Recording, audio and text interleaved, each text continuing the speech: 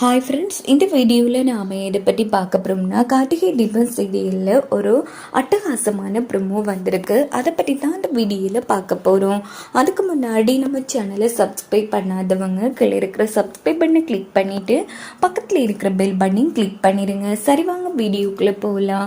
இங்கே பார்த்தோம்னா நம்ம கார்த்தி ராஜா வண்டியில் வந்துட்டுருக்காங்க. அப்போ ராஜா ஃபோனை செக் பண்ணி பார்க்குறாங்க. பார்த்தா அந்த இதில் நம்ம தீபா ரெக்கார்ட் பண்ணி ஒரு வீடியோ போட்டாங்க இல்லையா, அந்த வீடியோ வந்திருக்கு. மாப்பிள்ள தீபா சிஸ்டர் உனக்கு வீடியோ அனுப்பியிருக்காங்கடா அப்படிங்கிறதும் உடனே காட்டி வண்டியை நிப்பாட்டிட்டு வீடியோ ப்ளே பண்ணி பார்க்குறாங்க.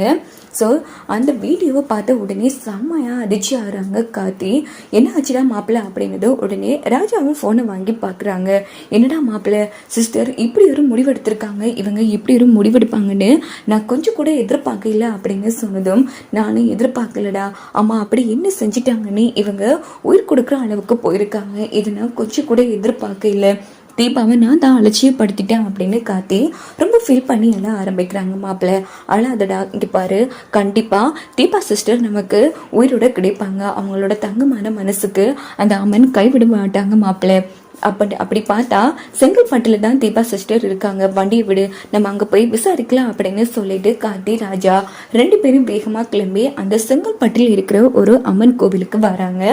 அங்கே தீபாவோட ஃபோட்டோ காமிச்சு விசாரிக்கிறாங்க. உடனே தெரிய வருது ஒரு லேடி காரில் கூட்டிகிட்டு போயிருக்காங்கன்னு. ஸோ இதுக்கிட்ட கார்த்திக் ராஜா அதிர்ச்சி ஆகிறாங்க. மாப்பிள்ளை இது இந்த விஷயத்தில் தீபா மட்டும் சம்மந்தப்பட்ட மாதிரி தெரியலடா, வேற யாரும் சம்மந்தப்பட்ட மாதிரி இருக்கு அப்படிங்கிறதும் ஆமாடா நீ சொல்றது சரிதான், அவங்க மேலே எந்த சந்தேகமும் பிரச்சனையும் வரக்கூடாதுங்கிறதுக்காகத்தான் தீபா பெரிய மனசு பண்ணி இப்படி ஒரு வீடியோ போட்டிருக்காங்க. எனக்கு தீபா உயிரோடு இருக்காங்கன்னு தான் மனசு சொல்லுது. எப்படியோ பரிகாரம் பண்ணுறது சாயங்காலம்னு தான் போட்டிருக்காங்கடா. அதுக்குள்ளே நம்ம தீபாவை கண்டுபிடிக்கணும். நான் எப்படியும் தேடி வருவேன்னு கோவில் இருக்கிற குளங்களில் தீபா பரிகாரம் பண்ணுறதுக்கு வாய்ப்பே இல்லை. கண்டிப்பாக வெளியில் எங்கே இருக்கிற குளத்தில் தான் அவங்க பரிகாரம் பண்ணலாம் அப்படின்னு சொன்னதும் சரி மாப்பிள்ள, இங்கே எங்கேயாச்சும் வெளியிடங்களில் பரிகாரம் பண்ணக்கூடிய எதுவும் குளங்கள் இருக்கான்னு விசாரிக்கலாமா அப்படின்னு சொல்லிட்டு கார்த்தி ராஜா விசாரிச்சுட்டு இருக்காங்க. இன்னொரு பக்கம் நம்ம ரம்யா பிரில்லியண்டா யோசிச்சு தீபா காட்டுக்குள்ளே எப்படியா அழைச்சிட்டு வந்துடுறாங்க. சரி தீபா, அவர் எல்லாம் ஏற்பாடும் பண்ணி வச்சிருக்காரு, எனி டைம் தான் நீ ட்ரெஸ் சேஞ்ச் பண்ணிட்டு பரிகாரம் பண்ணினா சரிதான் அப்படின்னதும் தீபாவும் ரம்யாவும் சரின்னுட்டு ட்ரெஸ் சேஞ்ச் பண்ணிட்டு வராங்க. உடனே நம்ம தீபா அடைக்கிற அந்த பெட்டியை காமிக்கிறாங்க. இங்கே பாரு, உன்னை அடக்கம் படுற பெட்டி இதுதான், குயிக்கா ஏறிக்கோ அப்படின்னு சொன்னதும் தீபா செம்மையாக முறைக்கிறாங்க. என்ன சொன்ன இல்லை தீபா, இது நீ ஏறி இருந்ததும் அடைச்சிடுவேன், அதுக்கப்புறமா நீ பரிகாரம் பண்ண ஆரம்பிக்கலான்னு சொல்ல அப்படின்னதும் ஓஹோ அப்படியா, சரி அதுக்கு நீ ஏறி இருந்துட்டா போச்சுங்கிற மாதிரி தீபா மறுபடியும் திமிரா பேச ஆரம்பிக்கிறாங்க. ஏன்னா தீபாவுக்குள்ள ஒரு புது சக்தி வருது. இந்த பக்கம் ரம்யா உட்கார்ந்ததும் உன்னை கொண்டு தண்ணியில் விட்டு ஒரேடியா பரலோகம் அனுப்பிடுறேன் அப்படின்னது. என்ன சொன்னேன், எங்கே நீ அனுப்ப போற அப்படின்னு சொல்லி ரம்யாவோட கழுத்தை பிடிச்சி நெரிக்கிறாங்க. தீபா விடு, என்ன பண்ணிட்டு இருக்க அப்படின்னு சொல்லி தீபா நம்ம ரம்யா அழுதுட்டு இருக்காங்க. உடனே தீபாவோட கையை உதறி விட்டதும் தீபாவுக்கு சுய நினைவு வந்துடுது. ஆமா இப்போ நான் என்ன பண்ணாமோ இதுவும் கடுமையா உங்ககிட்ட பேசணும்னா அப்படின்னு கேட்குறாங்க. என்ன இவ அன்னிய மாதிரி ஒவ்வொரு விஷயத்துல வரா, இவளுக்கு என்ன ஆச்சு? தீபா கொஞ்சம் நேரமா காணாம போனதுல இருந்து ஒரு மாற்றம் தெரியுது, என்ன ஆச்சுன்னு புரியலையே.